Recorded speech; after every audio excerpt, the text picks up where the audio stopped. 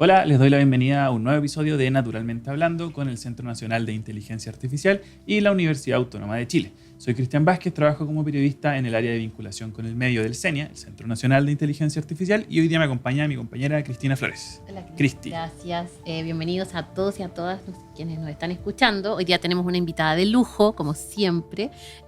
Gracias, querida Claudia López, por estar con nosotros. Muchas gracias, Cristina, muchas gracias, Cristian. Qué placer estar con ustedes en este lugar, tanto tiempo esperando el podcast. Sí, total. Cuéntanos, Claudia, para que la gente te conozca al inicio un poquito de lo que haces hoy en el centro, en el CENIA. Hoy día y hace como 3 meses soy investigadora principal de la línea 5, que es la línea de inteligencia artificial centrada en personas, donde creo que el corazón de la investigación es la inteligencia artificial, pero puesta como al servicio de las personas, ya sea las personas como personas que interactúan con la inteligencia artificial, pero a veces también personas que están usando alguna tecnología que usa inteligencia artificial y que a través de observar esos datos a veces uno aprende cosas del comportamiento humano que son interesantes de aprender y que es súper difícil aprender solo observando humanos, y lo observamos a través de las tecnologías. Sí, respecto al tema de los datos, nosotros en esta serie de capítulos hemos aprendido la importancia de la calidad y la cantidad de datos para entrenar modelos de inteligencia artificial, y respecto a eso surgen hartas preguntas respecto al desarrollo y al uso responsable de las tecnologías. Entonces, en el capítulo de hoy nos gustaría conversar mucho respecto a los lineamientos éticos y la privacidad de estos datos para proteger también a las personas. Entonces, la primera pregunta, y como para comenzar desde la parte más general, es ¿qué entendemos por ética en general y también aplicada a la inteligencia artificial? Las preguntas de ética son difíciles para mí porque trabajo en ética, en inteligencia artificial, pero no estoy formada como tal. Pero tenemos el placer de tener una filósofa que está formada en ética en la línea 5 con Gabriela, y yo tengo el placer de trabajar mucho con ella. Y desde ahí entiendo que la ética tiene que ver con este estudio de como las acciones que tomamos las personas y como la valoración que hacemos de que si algo está bien o está mal. Y entonces la ética es lo que nos permite como disciplina estudiar cómo los seres humanos tomamos ese tipo de decisiones. Y la forma en que esto ha entrado en el mundo de la inteligencia artificial, así como ha cruzado otras disciplinas, es cuando nos ponemos a pensar en ese tipo de preguntas, pero en el contexto particular y súper aplicado de cómo hacemos inteligencia artificial o cuáles son las formas en que la inteligencia artificial a veces nos pone en situaciones donde tenemos que tomar decisiones que pueden ser consideradas buenas o malas por distintas personas. Y entonces una de las, quizás los inicios de las preocupaciones más populares sobre ética en inteligencia artificial, y con eso quiero decir, no es que antes no se preguntaba, es solo que era menos popular que lo que es ahora, ha sido algo que tiene mucho que ver con los datos, porque cuando surge esta idea de el aprendizaje automático, y esto se hace masivo a través de el uso de redes sociales u otras plataformas con grandes volúmenes de datos, nos damos cuenta de que los datos de alguna manera están haciendo carne, voy a decir, pero registrando patrones que hemos tenido como sociedad, que han ido de alguna manera reflejando ciertos tipos de prejuicios o ciertos tipos de sesgos que tenemos como personas y como sociedad. Los datos reflejan eso. Los datos no son más que simples representaciones de un fenómeno, y a veces son malas representaciones de un fenómeno. Y cuando Machine Learning empieza a usar esos datos, lo que hace es aprenderlas y terminar perpetuando ese tipo de comportamientos a través de la tecnología. Y entonces ahí donde surge esta preocupación, porque esta vez ya no es solo personas que estamos haciendo cosas que son cuestionables, sino que lo estamos haciendo a través de la tecnología.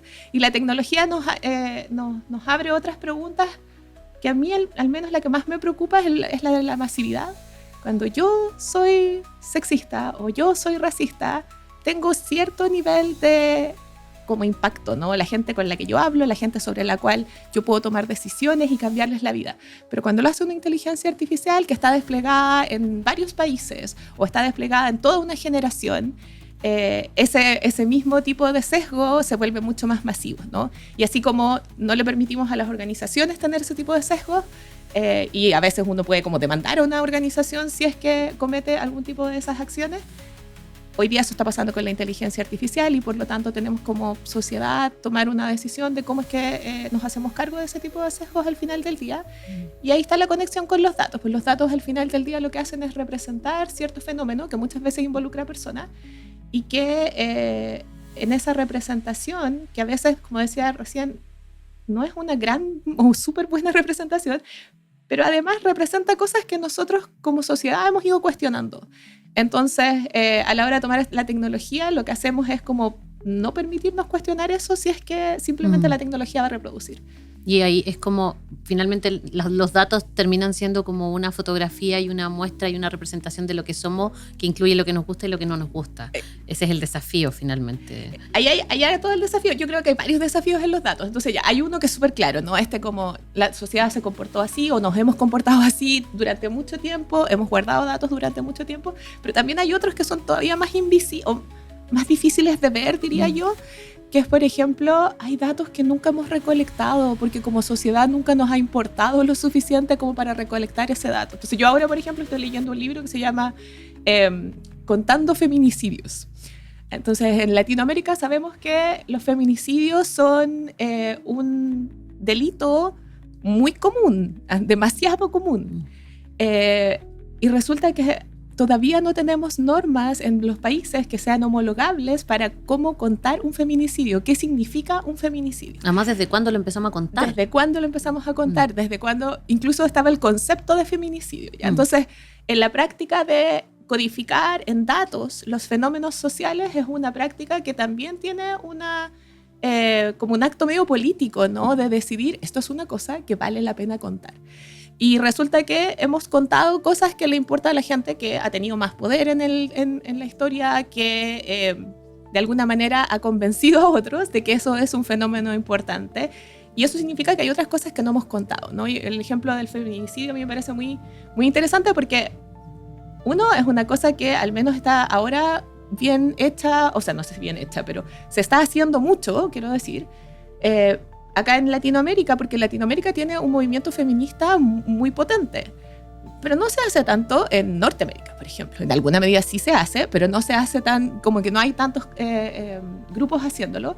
Y quizás lo más interesante de ese fenómeno es que lo hacen activistas, no lo hacen instituciones, no lo está haciendo el Ministerio de la Mujer, lo está haciendo organizaciones más bien. Organizaciones que lo que hacen es darse cuenta de que hay un problema invisibilizado y utilizan los datos como una forma de visibilizar ese fenómeno y de esa manera hacerlo presente en la discusión pública, pero además ni siquiera con esa necesidad de hacerlo visible para otros, sino que hacerlo visible porque hay vidas que se perdieron y hay una preocupación social por ese tema que lo toman. Y me gusta, estoy muy emocionada y enamorada del libro, ¿no? Pero me gusta hablar del concepto que define el concepto como de contradata, así como data que te ayuda como a llevar una narrativa que no es la narrativa como estándar y del mainstream de la sociedad, sino que se usa para subvertir cierta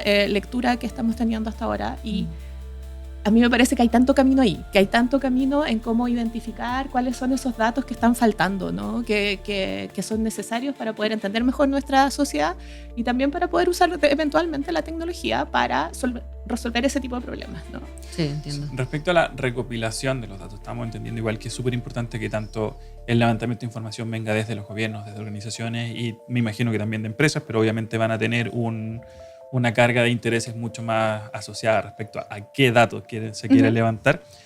A mí me surge la duda respecto a la privacidad de estos datos. Por ejemplo, yo creo que, o sea, como ser humano, claramente toda mi información se puede traducir a datos, pero ¿cuáles son los riesgos o las asociaciones negativas que pueden tener al mal uso de mis datos? ¿Qué elementos pueden ponerme como a mí, como cristiano, en tela de juicio, por decirlo de cierta manera?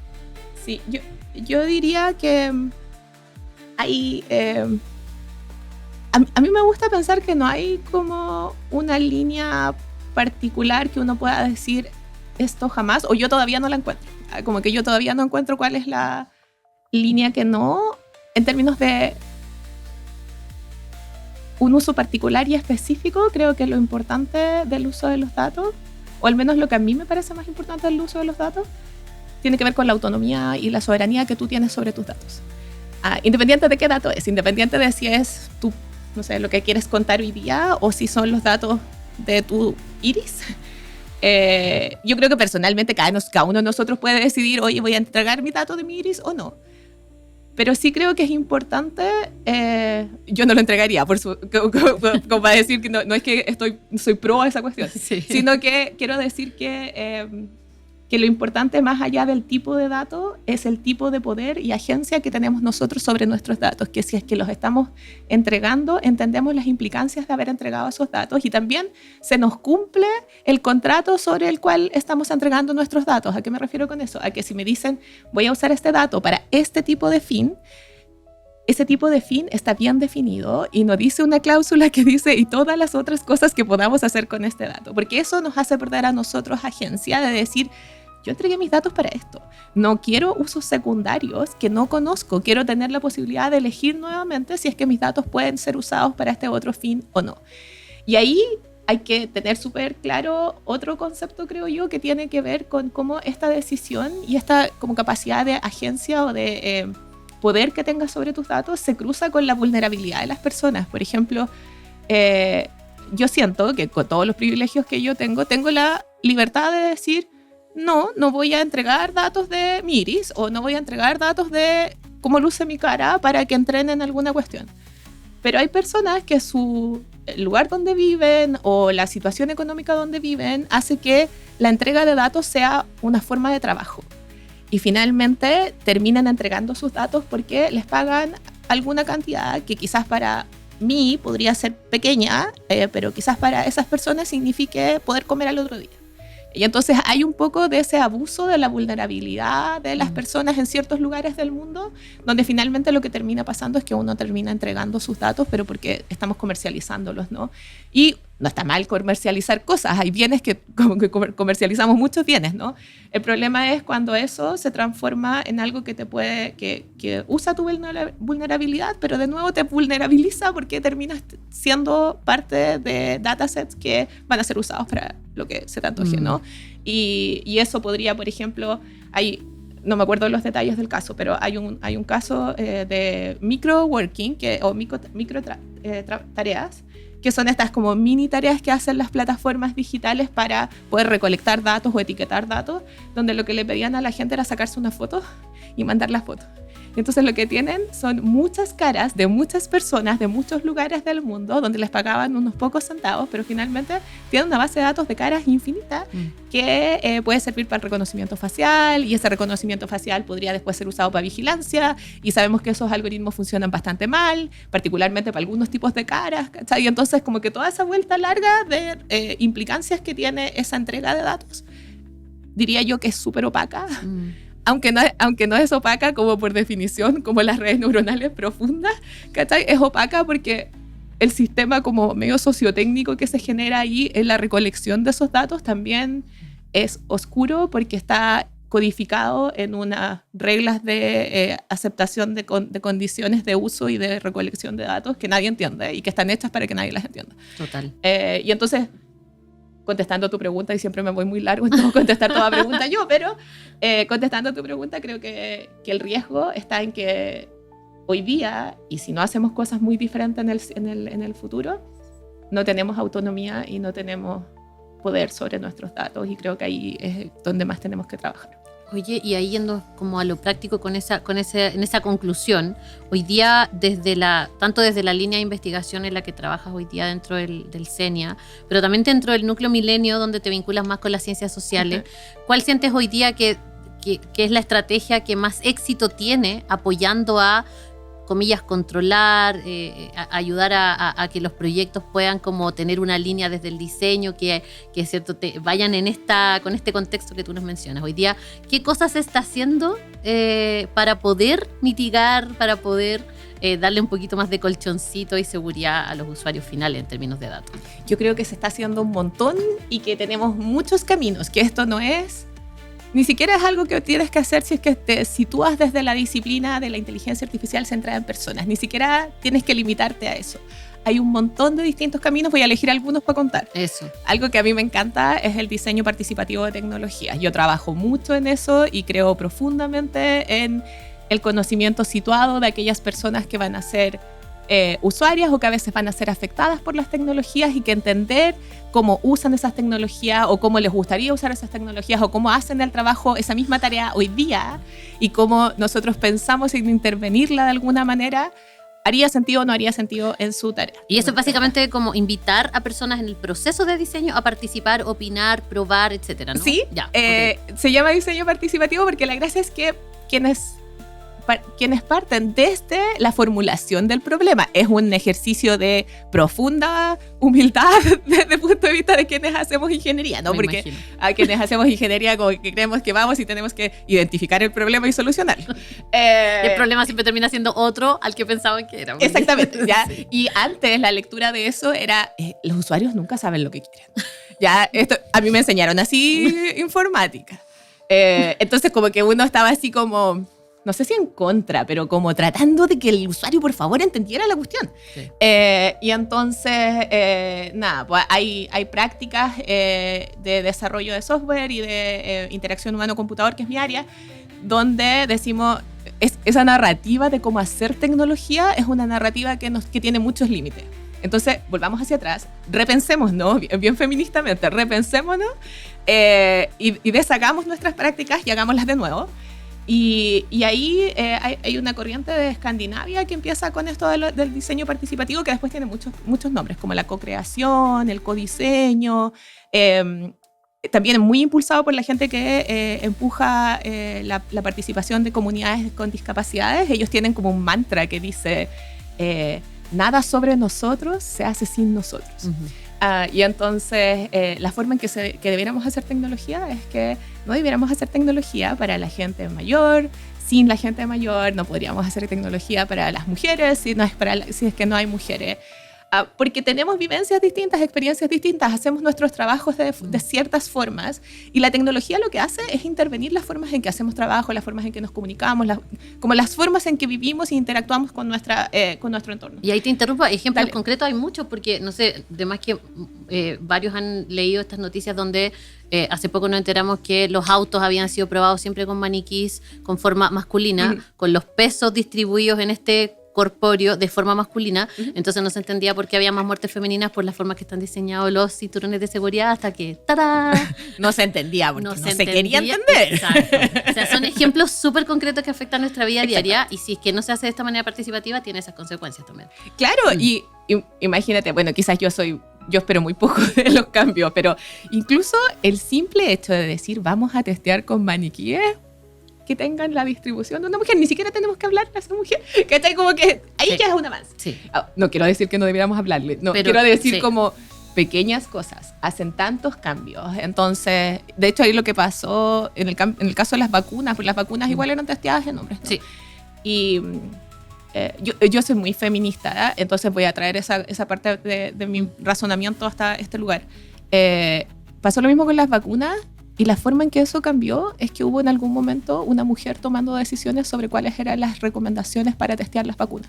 Entonces, cuando uno cuestiona el empuje que se hace desde los movimientos feministas por la representación, encuentro que hay un ejemplo hermoso y así como las cosas cambian cuando quien toma decisiones vive la experiencia de no haber sido representada o representado en el uso y el diseño de ciertas tecnologías o ciertos avances científicos, ¿no?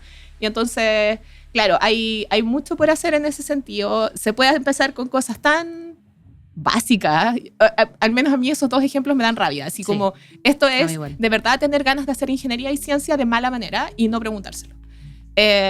O es tan fuerte como calaban esos sesgos que nadie de verdad se dedicó a pensarlo. Sí, es terrible pensarlo así, que fue una cuestión absolutamente invisible.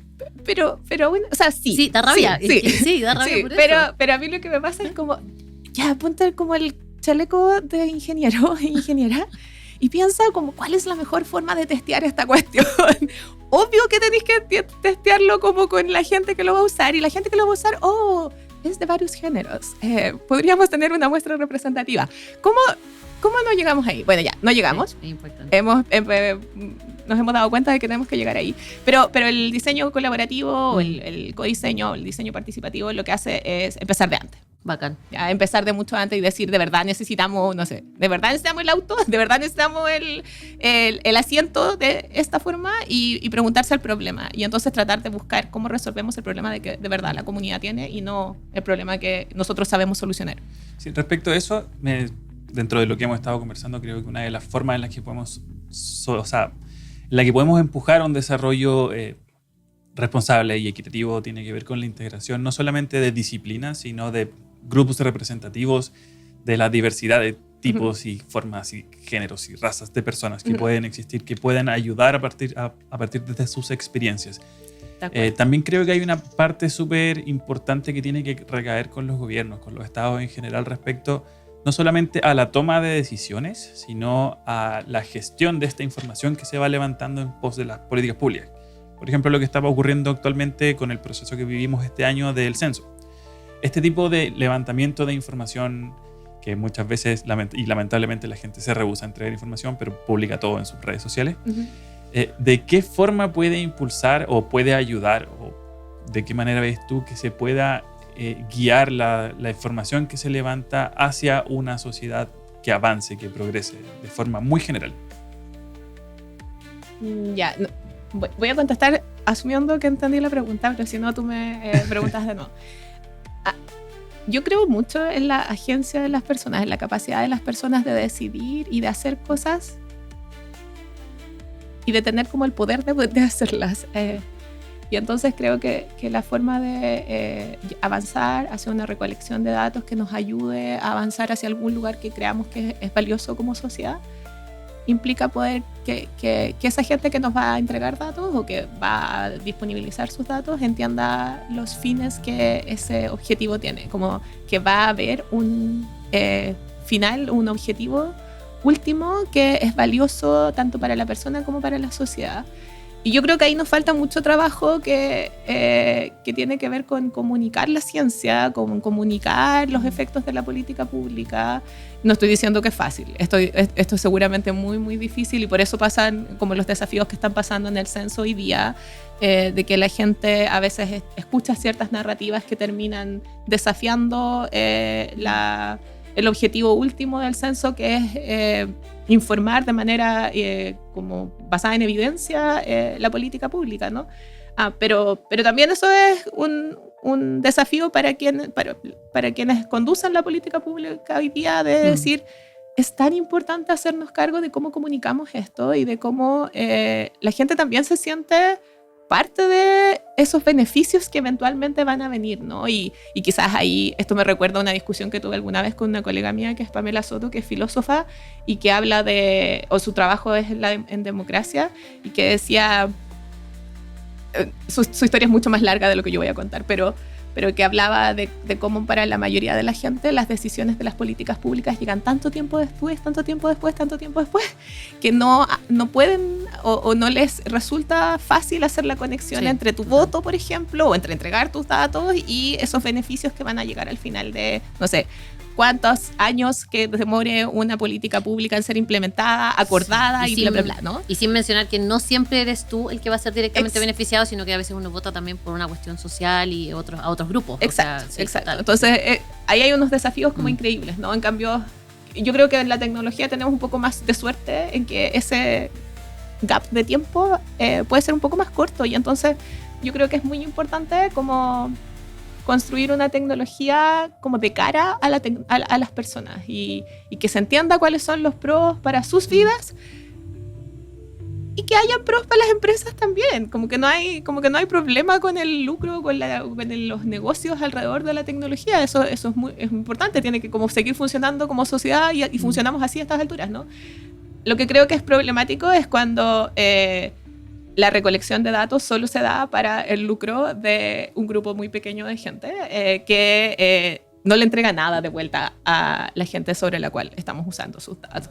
Yo ahí Eso como es que, quizá una idea media idealista, ¿no? Pero sí creo que si es que vamos a avanzar en tecnología de alguna forma, debiéramos avanzar hacia formas más equitativas de distribuir los beneficios, que no tiene que ser dame un poco de tus ganancias, pero sí explícame qué cosa o por qué cosa efectivamente me beneficia de todo este trabajo, que debiéramos poder encontrar modelos de negocios que logren ese tipo de cosas.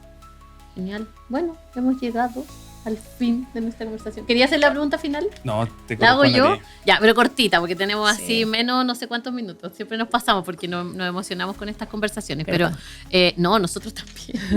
Nosotros le metemos preguntas. Lo que queremos, le hacemos esta pregunta a todos los que vienen y es un poco aventurarnos a adivinar cómo van a envejecer estas conversaciones.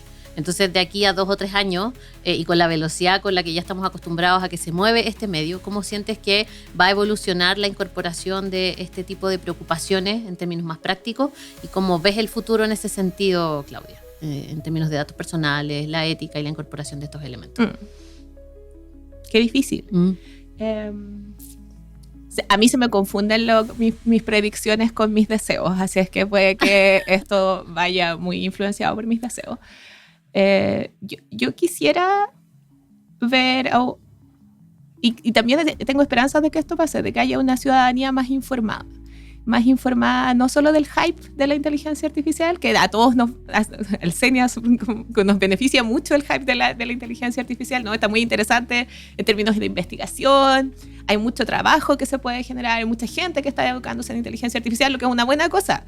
Pero a mí me gustaría que del hype pasáramos también a algún lugar donde las personas de a pie, voy a decir, las personas que no necesariamente están metidos en la discusión de inteligencia artificial, la vean con más detalles sobre los pros y los contras. Hoy día estamos en los polos, ¿no? Hay gente que lo ama y que, no sé, Her está al lado en la película, así como que estamos ahí muy cerca de ciertas como imaginarios que han habido de inteligencia Está extrema artificial. la cosa, sí. Y gente que está muy asustada, muy asustada, ¿no? Y entonces a mí me gustaría que los dos lados como que se acercaran y que tuviéramos una ciudadanía que tuviera como las herramientas para poder decir, sí, hay cosas que están avanzando y que ojalá pudiéramos usarlas. Y hay cosas que quizás es una sobrelectura. Y hay riesgos y tenemos que controlarlo. Bacán, me encanta. Bueno, Claudia, muchísimas gracias por acompañarnos el día de hoy, por tu tiempo, por tu disposición y esta conversación que estuvo muy entretenida. De hecho, que por eso también la fuimos alargando tanto, porque creo que uno de los temas donde tenemos que explorar más para entender un poco cómo avanza y cómo funciona la inteligencia artificial. Bueno, gracias a las personas que nos están viendo, o sea, que nos ven en sus casas, en sus dispositivos o el formato que prefieren. Les invito también a escuchar el capítulo del podcast Artificialmente Hablando, donde hablamos de ética y privacidad de los datos respecto a la inteligencia artificial, que va a estar disponible en todas las plataformas. También les invito a revisar la conversación que tenemos con Francisco B. de Carras respecto a este mismo tema con un doble clic en la privacidad de los datos. Así que también agradecer a la Universidad Autónoma por brindarnos este espacio y por todas las personas que están detrás de este proyecto y que lo hacen posible. Nos Gracias vemos en a un todos siguiente y a episodio. todas. Muchas gracias. Bye. Bye. Yay. Nos demoramos más que 20.